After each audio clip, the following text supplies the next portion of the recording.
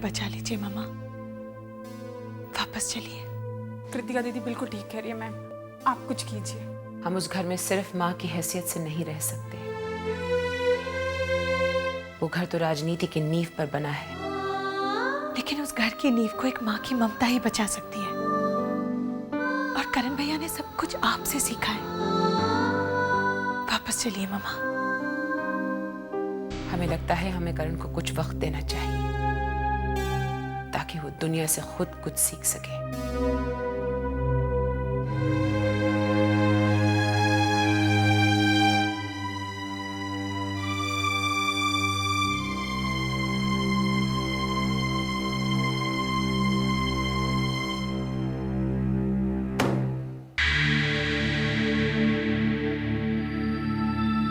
करण, आज के अखबार पढ़े तुमने?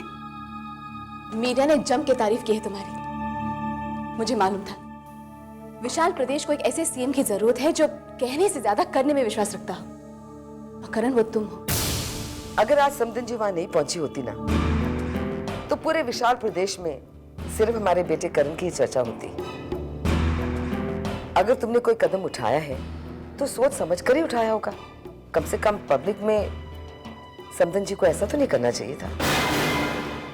करण, मम्मी जी को पॉलिटिक्स से संन्यास लेने के लिए तुमने तो नहीं कहा था ना? करण बेटा, मैं सोच रही थी कि कुणाल की याद बनाए रखने के लिए मेन चौक पे कुणाल का एक स्टैचू लगाकर उस चौक को कुणाल प्रताप सिंह चौक क्यों ना बुलाए? Is that a good idea? Mama, that's a fantastic idea. ऐसा करने से कुणाल भैया हमेशा अमर रहेंगे। श्वेता, क्या हो गया तुम्हें? तुम अच्छी तरह जानती हो कि मां अभी भी भैया को जिंदा मानती। ऐसा करने से उन्हें दुख पहुंचेगा। करण, तुम लोगों को जानते हो, उन्हें किसी को भूलने के लिए वक्त नहीं लगता। बस कुछ दिन बीत जाएंगे और वो लोग कुणाल भैया का एक्सीडेंट भूल जाएंगे। यही सही वक्त है ताकि कुणाल भैया की याद हमेशा जिंदा रहे। क्या सोच रहे हो करण? अच्छे काम के लिए इतना सोचना जरूरी नहीं है बेटा। ये मुमकिन नहीं है aunty. This is not possible. मां की भावनाओं से हम खिलवाड़ नहीं कर सकते।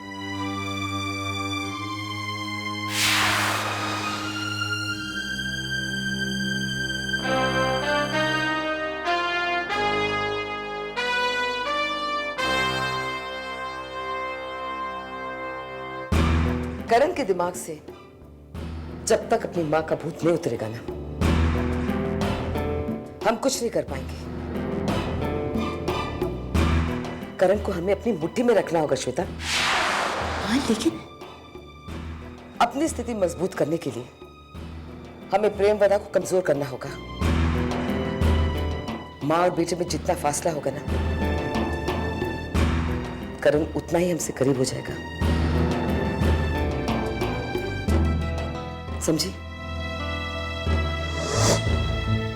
ऐसा लगता है खाई के बीच खड़ी हूं, कहीं से निकलने का कोई रास्ता नजर नहीं आता।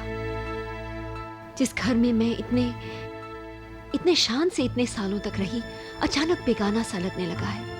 खास करके जब से वो इंदू आंटी वहां आई हैं, दम ही घुटने लगा है मेरा वहां पे। कभी नहीं सोचा था कि अचानक इस तरह से मेरी जिंदगी बदल जाएगी। उर्वशी, खुद को हेल्पलेस समझने का मतलब ही नहीं है। See, I know what you're going through. I really do. लेकिन जिंदगी में तुम्हें जो कुछ भी खोना था वो तो तुम ऑलरेडी खो चुकी हो। अब इससे ज्यादा खोने के लिए तुम्हारे पास कुछ रहा ही नहीं। इसीलिए सच्चाई को सामने लाने से पहले अपनी हिम्मत मत हारो। बस याना की वापसी तक थोड़ा सा इंतजार और कर लो। पता नहीं, एक एक करके उम्मीद के सारे तार टूटते जा रहे हैं। देखो, जब जिंदगी उम्मीद का एक दरवाजा बंद करती है ना, तो 1000 दरवाजे और खोल देती है। You know that, right? Come on, girls, come on. आओ, बैठो।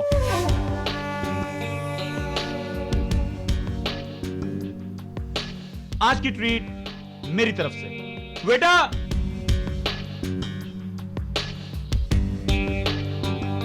इन लोगों को जो कुछ भी चाहिए ला कर दे दो और बिल मेरे अकाउंट में। मौज करो, मस्ती करो, एंजॉय करो। और हाँ, एक मिनट, तुम्हारे लिए। और मेरे लिए? ओ, भूल गया। कोई बात नहीं, no problem, this is for you. This is unbelievable. और ये तुम्हारे लिए। तुम लोग यहां एंजॉय करो और हम लोग कहीं और चलें। Bye bye, take care, enjoy.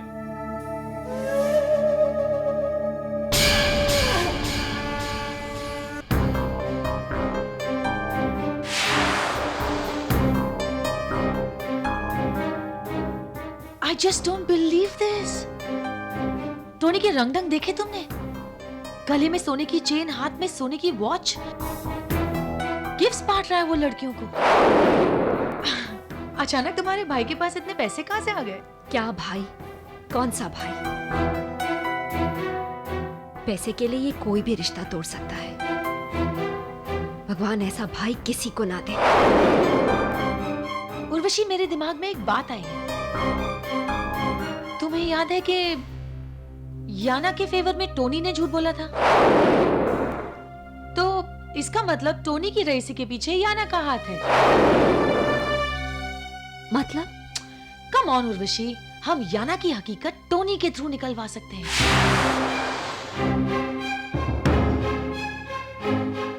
You're right. You're absolutely right. और इस वक्त याना भी यहाँ नहीं है। टोनी से सच्चाई उगलवाने का इससे अच्छा मौका हमें नहीं मिलेगा। This is great.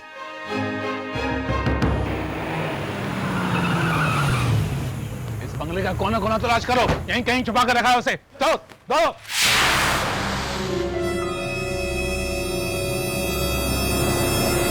कहाँ लेके जा रहे हो? रुको! अरे छोड़ो मुझे। छोड़ो ऋषभ को! कहाँ लेके जा रहे हो ऋषभ को?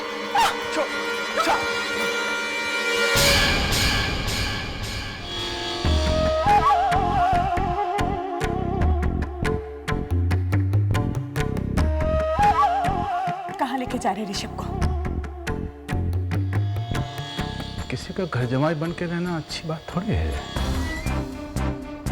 अपने पापा को बताए बिना तुम चले आए, कैसा पागलपन है।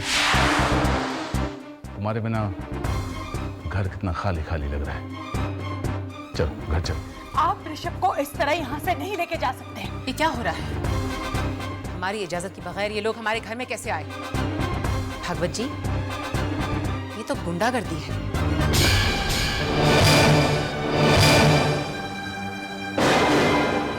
क्या लगता है आपको, भारती जी और रघुनंदन त्रिपाठी की जमानत हो गई तो मामला खत्म हो गया?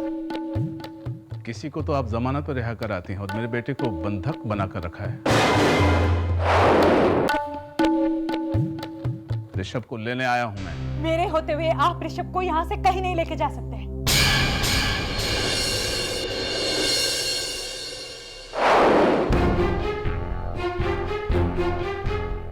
मैं यहाँ तुम्हें नहीं, अपने बेटे को लेने आया हूँ बहू।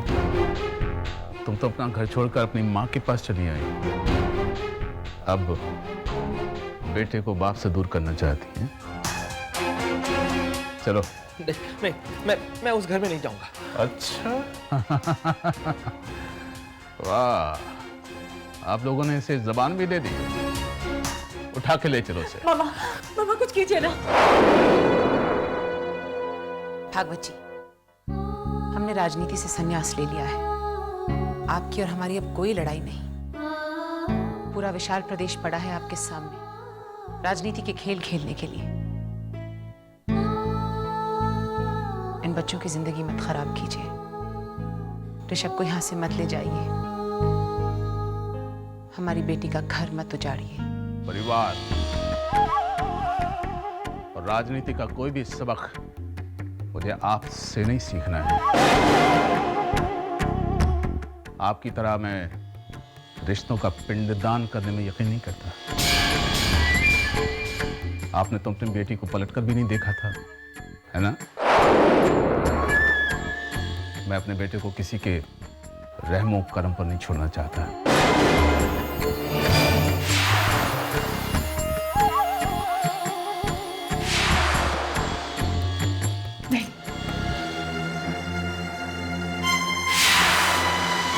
चलो से कृतिका कृतिका कृतिका कृतिका मामा मामा प्लीज कृतिका प्लीज मामा मामा प्लीज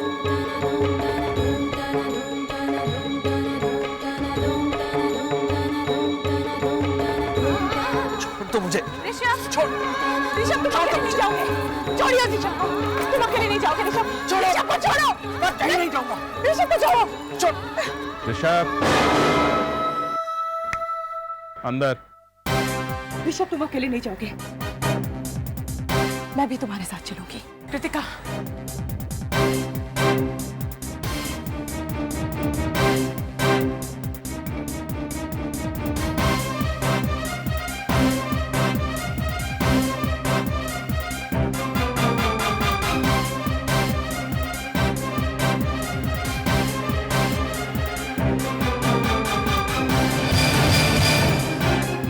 चलो।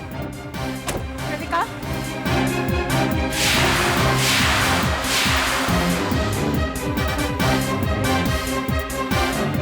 मैडम, मैं करण बाबा को फोन करती हूँ। नहीं, किसी को फोन करने की जरूरत नहीं। हम अपनी लड़ाई खुद लड़ सकते हैं। चलो कमो, पुलिस स्टेशन चलो। तुम्हें पता है हमें पॉलिटिक्स में कोई इन्वॉल्वमेंट नहीं है। ये बताओ, कल 6 मियाँ से मिले थे। हाँ, मेरे बारे में कुछ बोल रही थी?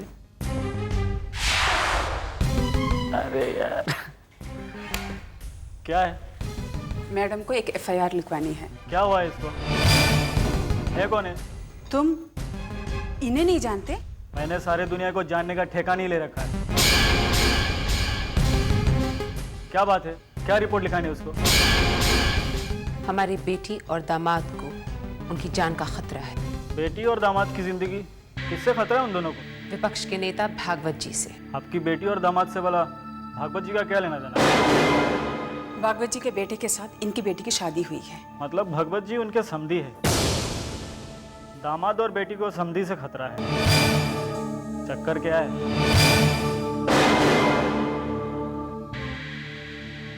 सर। अरे प्रेमवदा जी, आप यहाँ? मैडम को एक कंप्लेन लिखवानी है। लगता है यहाँ के इंस्पेक्टर साहब को कंप्लेन लिखने की फुर्सत नहीं है। ये क्या मजाक है जोशी? इतनी बड़ी हस्ती और अभी तक तुमने इन्हें बैठने के लिए नहीं कहा। मैम बैठी। आप मुझे बताइए मैम, मैं रिपोर्ट लिखता हूं।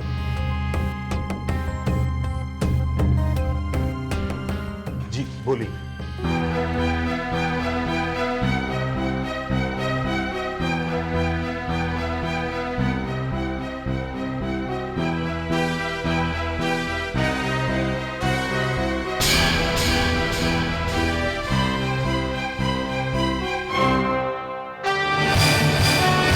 हमने रिपोर्ट दर्ज कर ली है मैडम। पुलिस जल्दी से जल्दी इस मामले पे अपनी कार्रवाई शुरू कर देगी। हम नहीं जानते थे कि विशाल प्रदेश की पुलिस का ये असली चेहरा है। आप कोई कार्रवाई नहीं करेंगे। आप तो अपने ईमान का सौदा कर चुके हैं। चलो कमो, इन बिके हुए अफसरों से हम कोई उम्मीद नहीं रख सकते।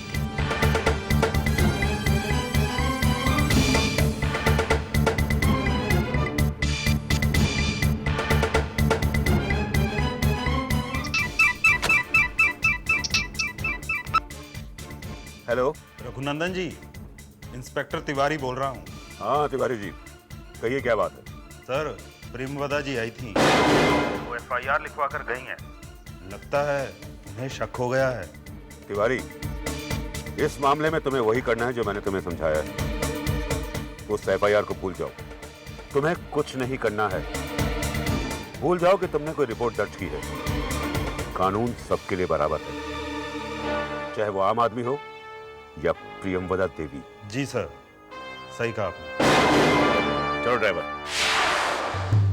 मैडम, एक बात कहूँ, आपका इस तरह छोटे छोटे अफसरों से उलझना अच्छा नहीं लग रहा है। आपको एक बार करण बाबा से बात कर लेनी चाहिए। हमारे लिए ये एहसास भी बहुत जरूरी है कम्मो। हमें भी तो पता चले कि प्रशासन एक आम इंसान के साथ क्या सलूक करती है, जिसकी पहुंच किसी ऊंचे ओहदे के इंसान तक ना हो। और छोटी छोटी बातों के लिए मुख्यमंत्री जी को परेशान क्यों करें हम? हमने राजनीति से मुंह जरूर मोड़ा है, लेकिन इसका यह मतलब नहीं कि हम बेबस से लाचार हैं। अभी हम अपनी लड़ाई खुद लड़ सकते हैं। मेरा कहने का ये मतलब, हम जानते हैं तुम्हारा क्या मतलब था। परेशान हो, चिंता करती हुई ये सब देखकर। जरूरत पड़ी तो हम मुख्यमंत्री जी से जरूर मिलेंगे, लेकिन उनकी मां की हैसियत से नहीं, बल्कि विशाल प्रदेश के एक आम नागरिक की हैसियत से।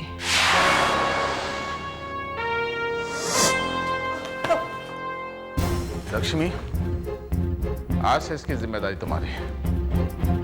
मैं कोई अंग्रेज नहीं हूं जो तुम्हें इतनी आसानी से आजादी दे दूंगा। पिंजरे से निकलकर देख लिया ना, अब यही तुम्हारी हकीकत है।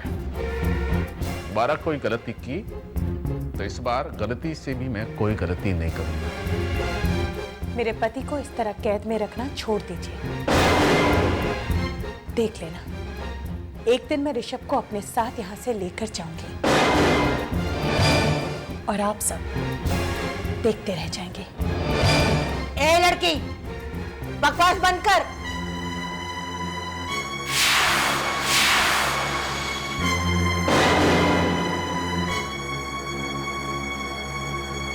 तुम्हारे पूरे खानदान में कोई ऐसा नहीं है जो मेरा सामना कर सके। तो तुम्हारा भाई विशाल प्रदेश का सीएम भी मेरा कुछ नहीं बिगाड़ सकता। और तुम, इस बार तुम्हारा भी ऐसा बंदोबस्त करूंगा, हमेशा याद रखोगे। आपके जुल्म की इंतहा हो चुकी है। आप अपनी हार का तमाशा देखने के लिए तैयार हो जाइए। तमाशा तो अब ये विशाल प्रदेश देखेगा। लक्ष्मी, प्रियंवदा देवी के खानदान की इस लड़की को ऋषभ से दूर रखना।